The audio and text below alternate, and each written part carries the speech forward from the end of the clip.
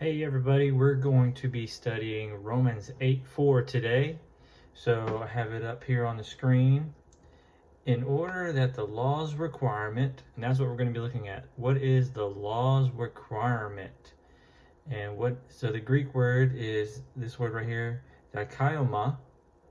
And if we can search for this and where it is in Romans,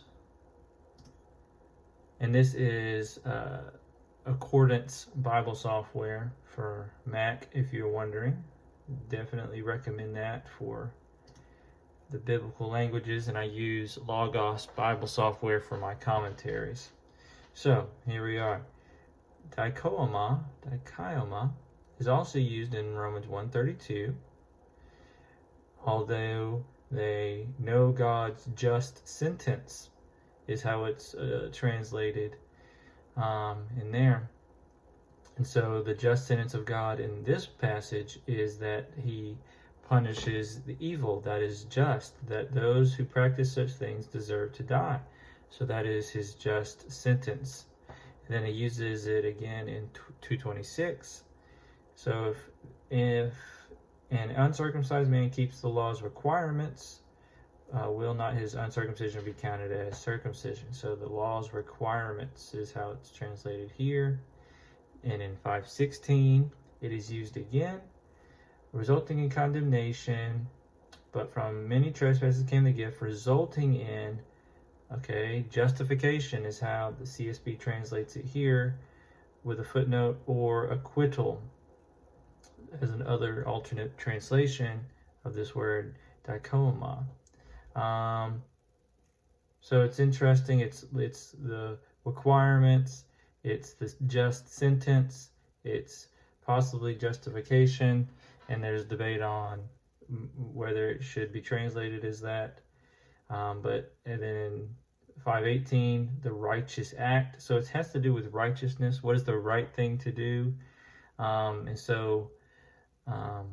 In 8:4, we get to where it is used for the last time in Romans, δικαιωma, the law's requirement.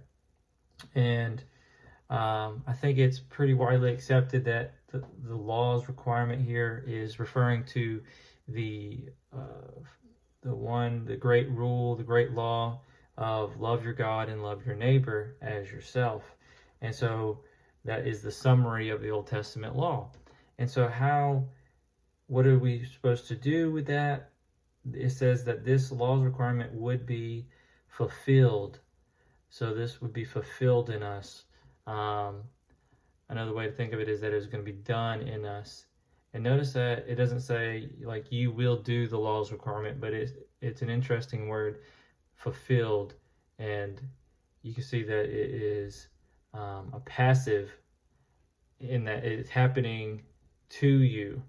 And so I would argue that I think a lot of people would say that it's a divine passive, meaning God is the one acting in you to enable you to obey the law, enable you to love him, and enable you to love your neighbor, something that you couldn't do on your own, but you need his spirit to do that in you. And we get that idea according to the Spirit in the second half of the verse, where it says the law's requirement would be fulfilled in us who do not walk according to the flesh. So the way we walk is a metaphor for how one lives, how you walk, not according to the flesh, which is in Romans is often used as a indicator of sinfulness, your sinful nature, the way you're born in the sinful flesh.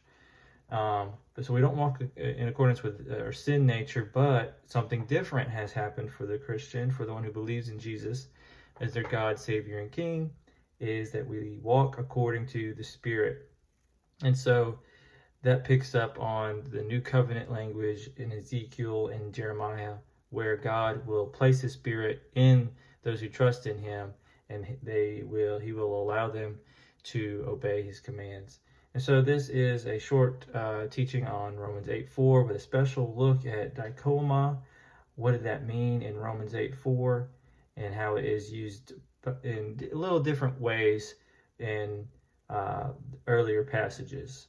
And so hopefully this was helpful. Continue studying the Word, and again, love God and love neighbor is always coming back to that summary of the law and depending on the Spirit for that. So thanks.